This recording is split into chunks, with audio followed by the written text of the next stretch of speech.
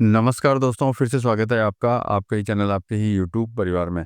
NCDEX वायदा बाज़ार की बात करेंगे। एक पूरा हफ्ता जो है किस तरीके से जो है कमोडिटी चली है, चाहे वो धनिया हो, हल्दी हो या फिर जीरा हो। इन सब चीज़ों के अंदर किस तरह की हलचल रही है। वैसे तो देखिए, अगर ज़िक्र करते हैं हलचल की, तो कहीं न कहीं जो है अपने को गिरावट जो है कंटिन्यू देखने को मिली, और कुछ-कुछ कमोडिटीज़ के अंदर जो है हल्का-फुल्का उतार-चढ़ाव जो है अपने को दिखाई दिया है। तो विचार आपको करना है आगे के अगले आने वाले हफ्ते, मतलब मंडे से जो है आपको किस तरीके से जो है वायदा बाजार को लेकर के आगे चलना है।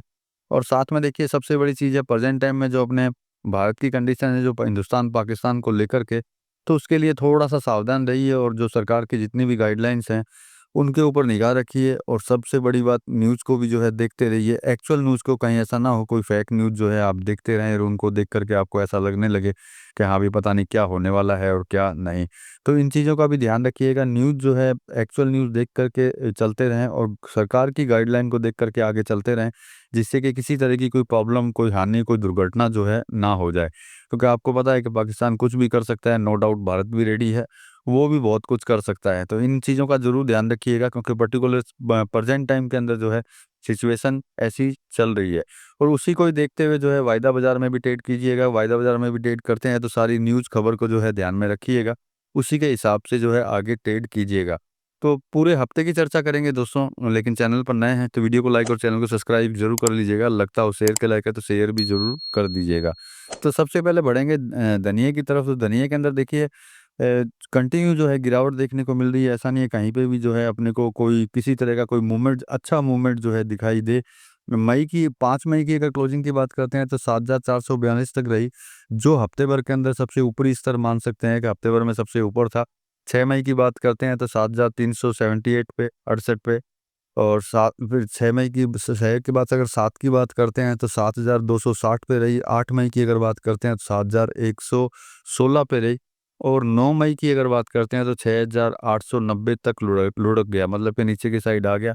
मतलब कि पूरे हफ्ते जो है गिरावट रही, और सबसे ज़्यादा जो इस पिछले हफ्ते में जो रहा है, वो रहा है 7,442, जो सबसे ज़्यादा अपन मान सकते हैं कि सबसे ऊपरी स्तर धनिया का पूरे हफ्ते में यही रहा था।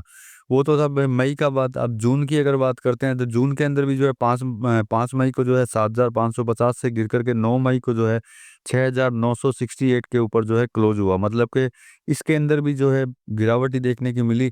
अब देखिए, कमज़ोर माँग प्रेज़ेंट टाइम में हो सकती है, क्योंकि सिचुएशन आपको पता है, मंडियों में उठाव भी कम है। गिरावट देखिए अगर थमती है तो अलग बात है, अगर नहीं थमती है तो अब हाज़िर बाज़ारों के अंदर भी जो है इसका कहीं न कहीं जो है अपने को असर जो है देखने को मिल सकता है, क्योंकि प्रेज़ेंट टाइम की सिचुएशन ही ऐसी है। हो सकता है जितने भी स्टॉकिस्ट हों या फिर जो भी व्यापारी हों, ट्रेडर हों, वो कहीं न कहीं पीछे हट रहे हों और वेट एंड वॉच के अंदर जो चल रहे हों कि पहले सिचुएशन जो है भारत की देख लेते हैं, उसके बाद में ही जो है कुछ न कुछ जो है परचेज़ करेंगे। तो अब चलते हैं जीरे की तरफ, बढ़ते हैं जीरे की तरफ। कभी जीरे में क्या है, जीरे ने जो है शुरुआती दौर में तो देखिए कम कम मतलब ये शुरुआत के अंदर कमज़ोर समाप्ति दिखाई दी। यूँ समझ सकते हैं कि कभी गिरा, कभी उठा, इस तरीके से जो है चलता रहा है। 5 मई की क्लोजिंग की अगर बात करते हैं तो 22,080 से गिरा है, गिर गया। मंगलवार को अगर बात करते हैं तो 21,470। फिर बुधवार की बात करते हैं तो 21,500 पे, गुरुवार की बात करते हैं तो 21,300, और शुक्रवार को अगर बात करते हैं तो 21,040 तक गिर गया। मतलब ये भी जो है कंटिन्यू जो है गिरता हुआ ही गया है, मतलब जीरा भी। क्योंकि देखिए कारण है, जीरा धनिया, एक्सपोर्ट का असर जो है हर कमोडिटी के ऊपर कहीं न कहीं रहता ही है, और एक्सपोर्ट एक्सपोर्ट अगर कहीं न कहीं रुक जाता है, तो कहीं न कहीं प्रॉब्लम होती ही होती है, और जीरे में एक्सपोर्ट जो है कम दिखाई दे रही है। अब जून की अगर बात करते हैं, जून वायदे की, तो 22,350 से गिर कर के 21,260 के ऊपर जो है बंद हुआ। मतलब कि चाहे मई हो या जून हो, दोनों ही वायदा के अंदर जो है कंटिन्यू जो है गज़ब तरीके की जो है गिरावट दिखाई दे रही है। और निश्चित बात है, जो मैंने आपको बोला, निर्यात की माँग जो है, निर्यात की माँग के अंदर भारी कमी जो है दिखाई दे रही है।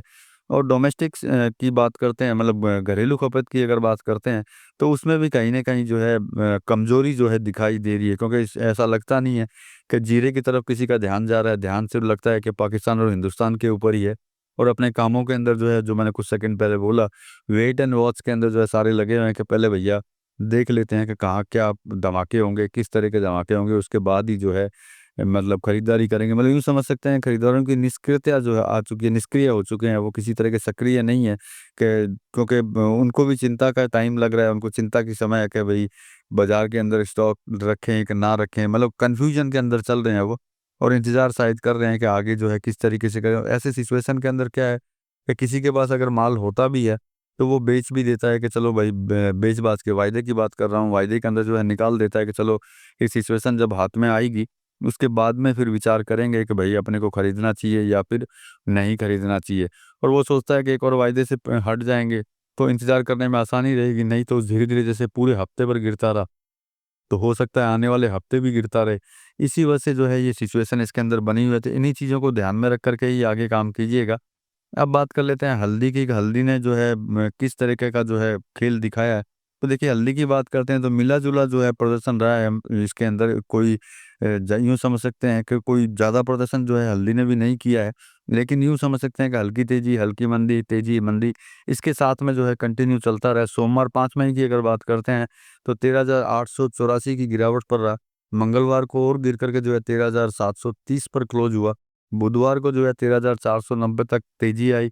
गुरुवार को जो है वापस 13,820 पे आ गया, और शुक्रवार की बात करते हैं 13,900 की हल्की रिकवरी जो है इसके अंदर दिखी गई। मतलब कि लास्ट मोमेंट के अंदर, मई वायदे के अंदर जो है लास्ट मोमेंट में थोड़ी बहुत रिकवरी जो है हल्दी ने जो है दिखानी चालू की। इससे थोड़ा-सा ऐसा लग सकता है कि हाँ भई, कहीं न कहीं जो है मूवमेंट अभी बाकी है, और कहीं लोग इसके अंदर अभी भी जो है रुके हुए हैं हल्दी के अंदर।